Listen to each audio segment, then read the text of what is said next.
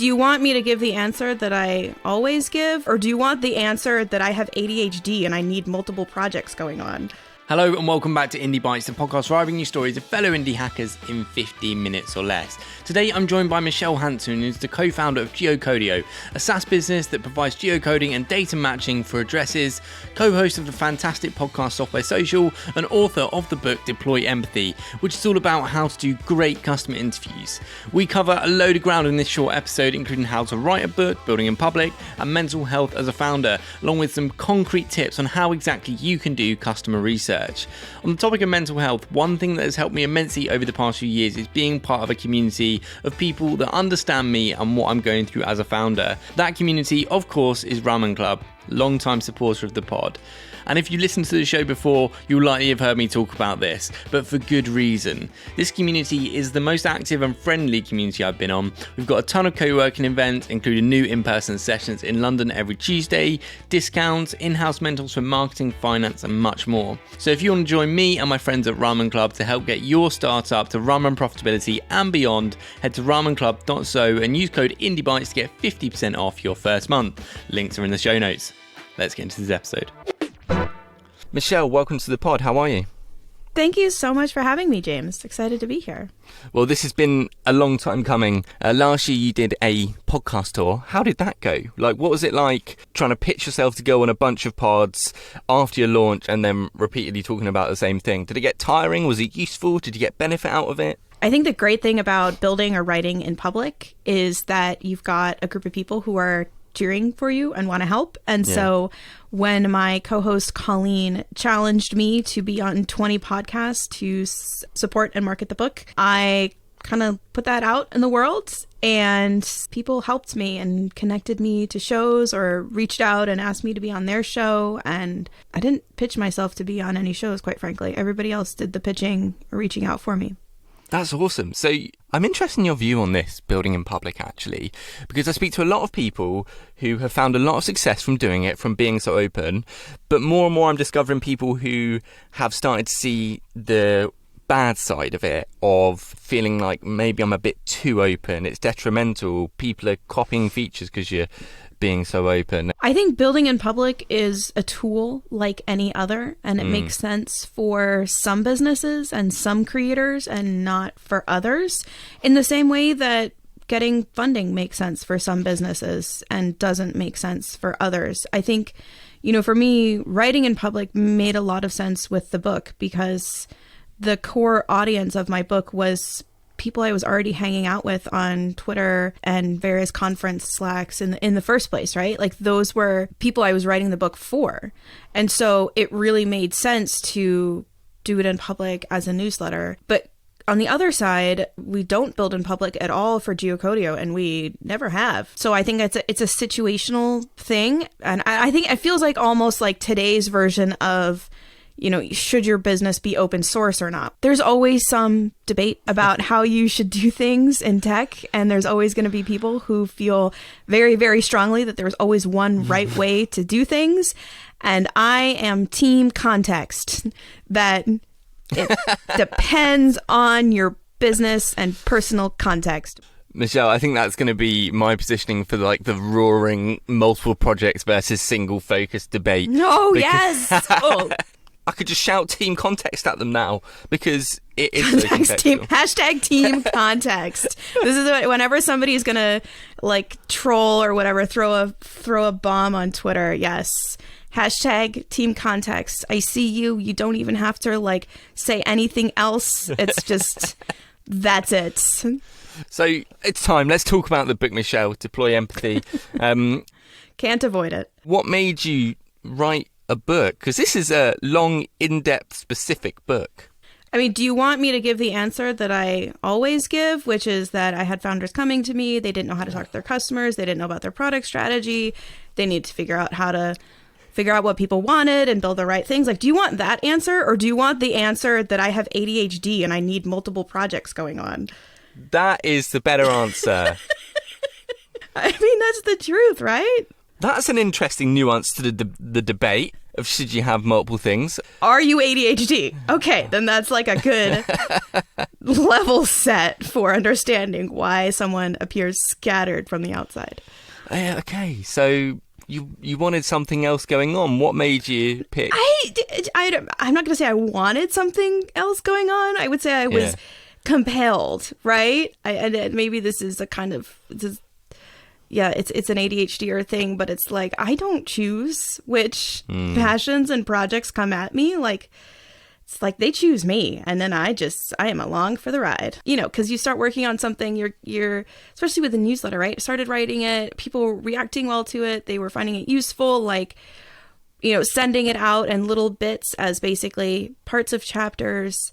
You know, sending it out right away meant that I was getting that dopamine hit of enjoyment and satisfaction out of it, like right away. Why did you go from newsletter to book? I initially started with the idea of a book. I remember being out for a walk and, you know, thinking about how I had just sent off another founder this really long, like kind of jumbled feeling email that was like, okay, so read the 2 chapters of this book here, and then this blog post, and then there's this podcast, and then this talk is really good.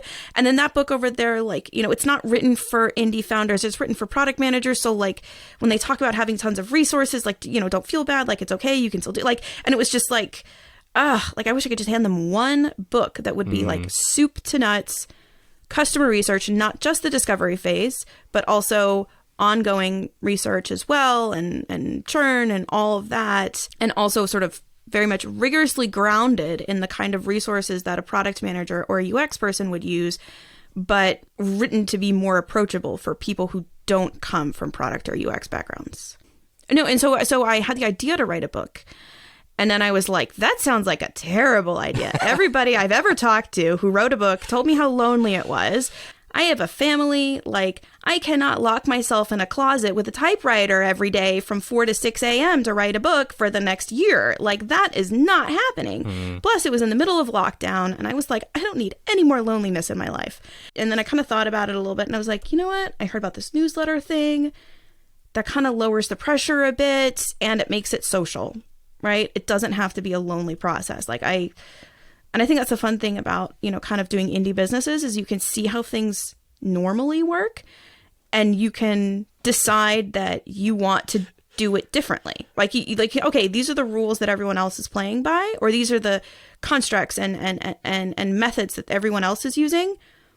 And I'm going to make a conscious decision to change that and do something that's a better fit for me. I think that's one of the great advantages of being an indie hacker. So I'm thinking of many indie hackers, builders, founders that would have never even considered customer interviews. And I will say me included, Michelle. I have a podcast. I'm like, how can I possibly speak to my customers about this? Or my listeners or my sponsors? And there'll be many founders that will be just building whatever feature they feel they want, or they'll just get a feature on their feature board and they'll just go ahead and build it. I think it's more common, like, okay, somebody reaches out to you with a feature request. Like, what do you do? Do you just go build it? Or do you tell them to screw off? How do you get information out of them? How do you get information out of them without getting them on the phone? That's probably the most common question I get, because nobody actually wants to talk to anybody else. So how would you do that? There's ways to do it over email. There's a construction you use, which is use polite framing. Use a word like context or background. And then instead of using why, use what led. So, for example, something to the effect of, I'm curious, could you just give me some context on what led to this idea? And then I found that you can get like paragraphs back from people. You're not going to get as much as you would in an interview, but it's better than being like, oh, well, hold on, wait a minute. I guess I would have, if I did that, then I would have to like change the database structure. And then this, don't go right into implementation. That's not the question you ask first. It's why do they even need it in the first place? And then that'll give you some ideas. There might be something simpler you can do.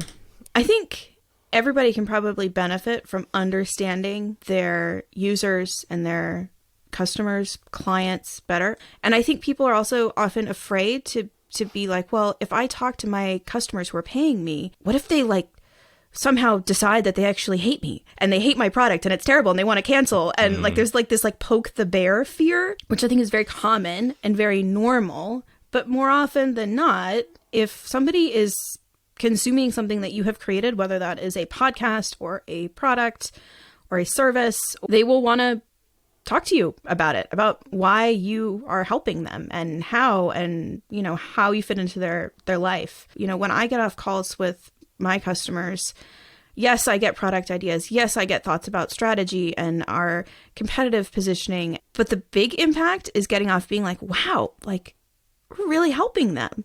And for us, it's like, okay, they used to spend a week wrangling all this data. Now it takes them 15 minutes. Or when I've talked to people who listen to the podcast, they tell me how they listen while they're walking the dog or they're mucking horse stalls or dropping their kids off at school and like how it fits in their life. That not only makes me feel sort of valued as a creator, but it also helps me think of, okay, like how can we do things that are a win-win for everybody. So for example, those conversations with our listeners and helping to understand them led us to change our support model from advertising to being listener supported, because most of our listeners, first of all, they told us they didn't like listening to ads. And then second of all, most of them are business owners themselves, whether it's a side project or full time. And I was like, you know what? Everybody likes SEO. Everybody wants better backlinks. And I was like, what if we basically do our own Patreon? And so people, subscribe on a monthly or annual basis, and then they get backlinks from all of our episodes. This is a win-win for everybody. And the podcast is making more money than it ever did with ad support, and our listeners are happier.